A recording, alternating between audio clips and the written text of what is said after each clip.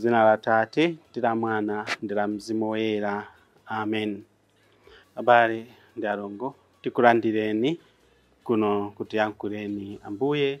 Lero ndi tsiku la namba 4 mwezi wa Novemba chaka chino cha 2025. Tili mulungu wa namba 31 pa nyengo ya pa chaka. Ndipo lero ndi lachiwiri. Ndipo lachiwiri la tsiku la lero tikukumbukira chaka cha Charles Borromeo Woyera amene anali episkopi. Charles Borromeo anabadwa m'banja la mphamvu ku Northern Italy kapena kumpoto kwa dziko la Italy. Ndipo kumeneko anakaphunzira chifukwa banja lawo linali likulu. Komanso atakula anayamba kugwira ntchito mpingo. Ndipo anadzozedwa ngakhale makolo awo sanafune kuti azozedwe, koma anadzozedwa chifukwa makolo awo ankafuna kuti atenge mpando umene unasala mkulu wake atamwalira. Koma chifukwa cha chikondi chimene anali nacho kwa Mulungu anazapitiriza kukhala wansembe mpaka anakhala bishop chifukwa ankolo wake anali papa nthawi imeneyo. Ndipo anampatsa ukadino, koma ankagwira ntchito, anali munthu olimbikira pa ntchito yofuna kuti mpingo wa Mulungu ukhale malo abwino. Ndipo analipo pa nthawi ija imene timayitchula kuti ya Reformation, pamene anthu ena anali atawukira mpingo ndi kupatuka mpingo. Nthawi imeneyo anthu ambiri anasankha kusiya mpingo chifukwa cha zochitika zina ndi zina zimene zinali kuchitika mu mpingo wa Mulungu. Koma Charles sanatero ayi. Iwo anangoona kuti ndikwabwino kutandiza mpingo mkatimo kusintha zina ndi zina zimene sizinali bwino. Ndipo iye ndi anthu ena ambiri anagwira ntchito yotandiza mpingo kuti zinthu zimene zinkaleperetsa mpingo kukhala mpingo otumikira Mulungu pakati pa anthu zithesedwe. Ndipo ndi chifukwa chake panakhala kuti mpingo unatulika mu Reformation uli wamphamvu kwambiri koposa mmene unalili usanalowe mu Reformation. So izi zinali ntchito za anthu ambiri oyera, makamaka kuonjezerako Charles Borromeo amene anagwira ntchito yayikulu. Ndipo mmene mukudziwa kuti ukamagwira ntchito yabwino suleperanso kukomana ndi zipinjo zosiyanasiyana. Charles Borromeo zipinjozo anakomana nazonso. Titengepo phunziro pa moyo wake kuti malo moti tizidikira ena kuti asunte mpingo wathu, bwanji titengepo gawo. Ukufuna kuti mpingo ukale mpingo otani? Ndiye mpingo ndi ndani? Ndi inuyo, mpingo ndi ine. Ngati tikufuna mpingo usinte, uzititumikira munjira imene tikuona kuti si ukutitumikira, amene ayambe kukhala mpingo akale iwe, akale ine. Ndifuna mpingo uzikala utumikira anthu osauka. Tikale oyamba kutumikira anthu osauka. Ndifuna mpingo uzikala wakulupirika pa mapempero. Ukala upempera akale ndani? Oyamba akale ineyo. Mawu athu atsiku la lero, mawu oyamba akuchokera mkalata ya Paulo Woyera kwa Aroma mutu 12 nime ya 5 mpaka 16. Amene akutuwerengera mawu oyamba ndi Tapiwa Phiri kuchokera Kulunta Television. Ndipo mtenga watu wabwino uchokera mtenga wabwino wa Luka mutu wa 14 nime ya 15 mpaka 24. Ndipo mulindine Father Norbert Kashija. Achipani cha Montfort Missionaries SMM, a station manager Alunta Television. Mawu oyamba. Mawu amkalata ya Paulo Woyera kwa Aroma. Abale, ngakhale tili ambiri ndife thupi limodzi, olumikizana mwa Khristu, ndipo tonse aliyense pambali yake ndife ziwalo zolumikizana. Tili ndi mphatso zosiyanasiyana malinga ndi mmene Mulungu adatigawira mwakukoma mtima kwake. Ngati mphatso yathu nkulalika mawu a Mulungu, tigwiritse ntchito molingana ndi chikhulupiriro chathu. Ngati mphatso yathu nkutumikira, titumikire ndithu. Ngati nkuphunzitsa, tiphunzitse ndithu. Ngati nkulimbikitsa ena, tiwalimbikitse ndithu. Wogawana ndi anzake zimene ali nazo, azichita molowa manja. Amene ali mtsogoleri, azigwira ntchito yake mwachangu. Wochitira ena chifundo, azichita mokondwa. Chikondi chizikhala chopanda chiphamaso. Muzidana ndi zoyipa, nkumayika mtima pakuchita zabwino. Muzikondana kwenikweni monga abale, ndipo muzichita ngati kupikisana poonetsana ulemu. Potumikira Ambuye, changu chanu chisazirale, koma chikhalebe choyaka. Muzikhala okondwa chifukwa cha chiyembekezo chanu. Muzipirira pakati pa masautso, ndipo muzipemphera nthawi zonse. Muzipereka zothandiza akhristu anzanu osowa, ndipo muziyesetsa kulandira alendo mokondwa. Pemphani Mulungu kuti awadalitse amene amakuzunzani. Ndithu pemphani kuti awadalitse osawatemberera ayi. Muzikondwa nawo amene akukondwa, muzilira nawo amene akulira. Muzimvana bwino ndipo musamazikweze, koma muziyanjana nawo anthu wamba. Musamaziyese anzeru. Mawu a Ambuye.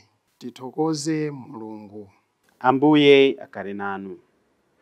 Mawu a mthenga wabwino woyera monga adalembera Luka. Ulemu kwa inu Ambuye. Pa nthawi yomweyo, munthu wina amene ankadya nawo atamva zimenezi adawuza Yesu kuti, ngodala munthu amene azadye nawo mu ufumu wa Mulungu. Koma Yesu adamufera fanizo adati, munthu wina adakonza phwando lalikulu nayitana anthu ambiri. Nthawi ya phwando itakwana, adatuma wantchito wake kukawuza oyitanidwa aja kuti, bwerani pakuti zonse zakonzeka. Koma onsewo modzimodzi adayamba kupereka zifukwa zokanira. Woyamba adati, ndidakagula munda, tsono ndikuyenera kupita kuti ndikawuone. Pepani sindibwera. Wina adati, ndidagula ng'ombe 10 zapangoli, ndiye ndikukaziyesa. Pepani sindibwera. Ndipo wina adati, ndangokwatira tsopano apa, choncho sinditha kubwera. Tsono wantchitoyo atabwerako adazisimbira mbuye wake zonsezo. Apo mwini nyumbayo adapsa mtima nawuza wantchito wake kuti, pita msanga kumsewu yayikulu ndi yaying'ono ya mzinda muno, ukapeze anthu osauka, osimpina, akhungu ndi opunduka, ukabwere nawo kuno.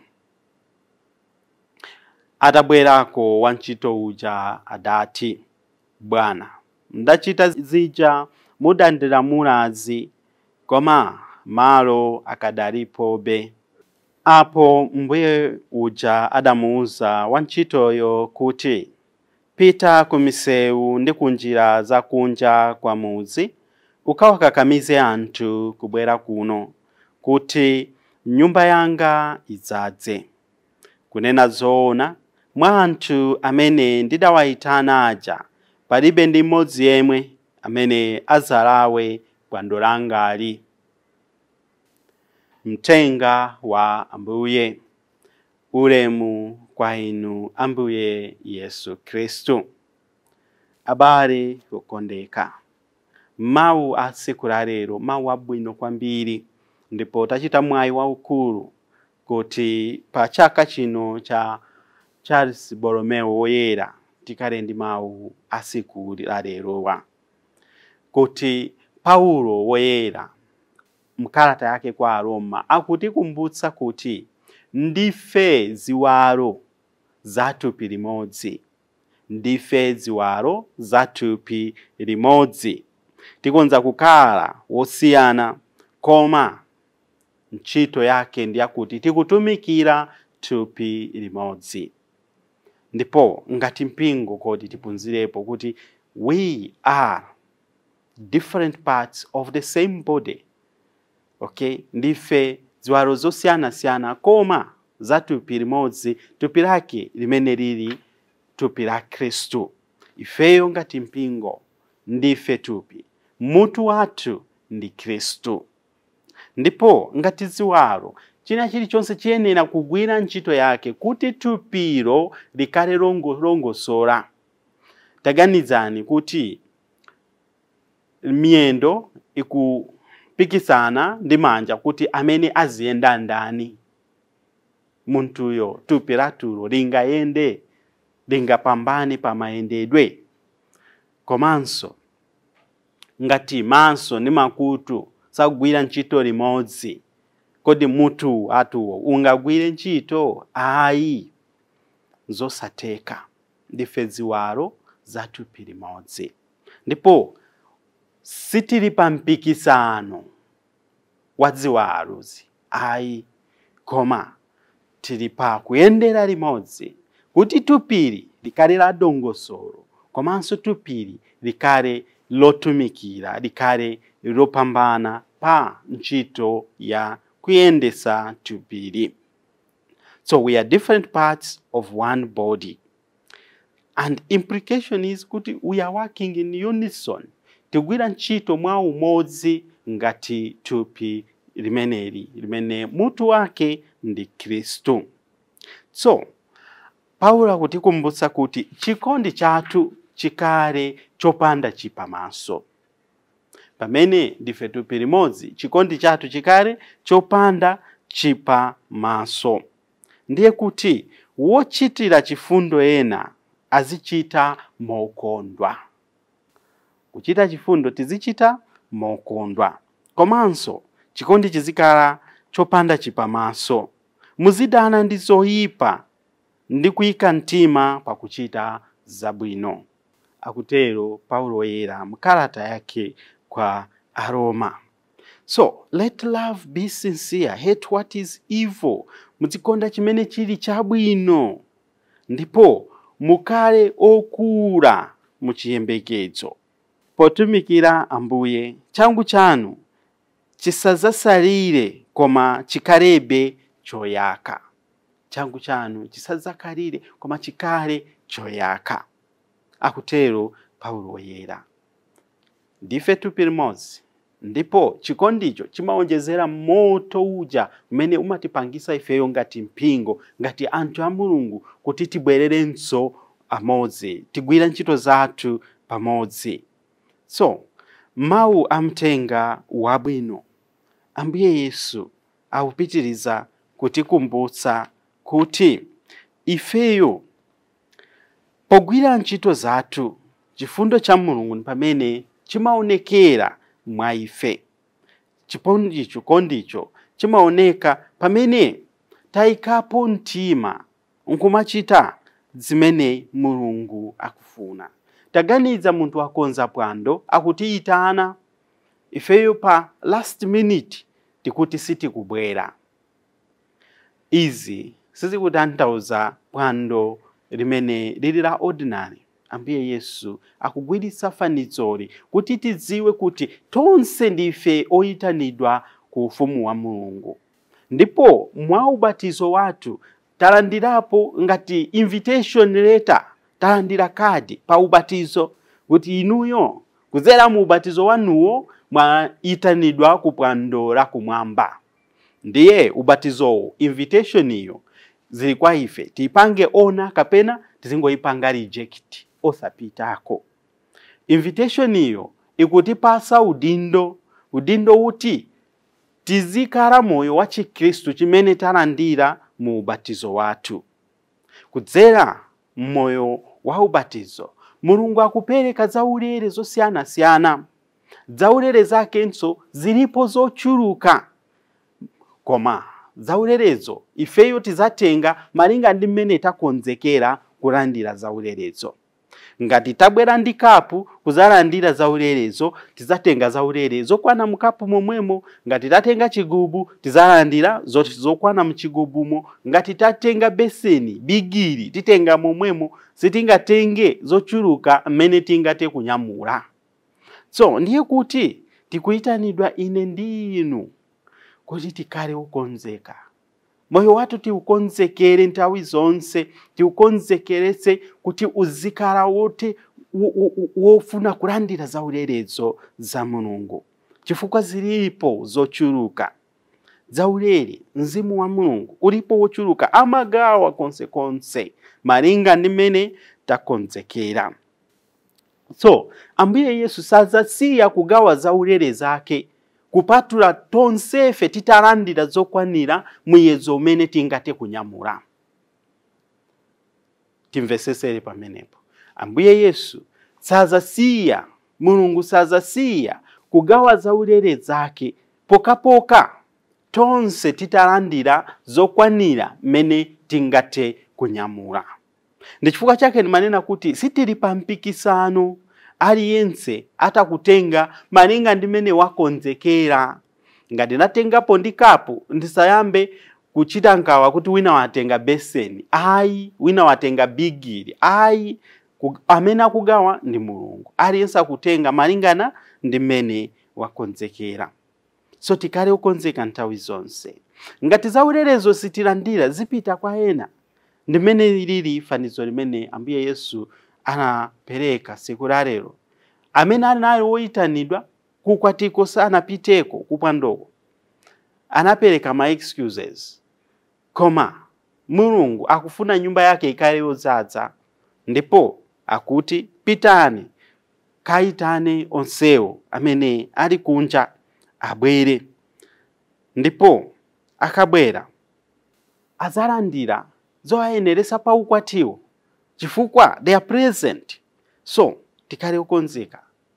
Let us prepare a room always for Jesus, a room for the graces of God to feed us. Monga mene Amayi Maria anali ukonzeka kulandira mwana wa Mulungu pamene njeroja atamfikira. Nafenso tizikala in a state of grace that we are ready to receive the graces of God in whatever form they come to us. Ambuye akale nanu.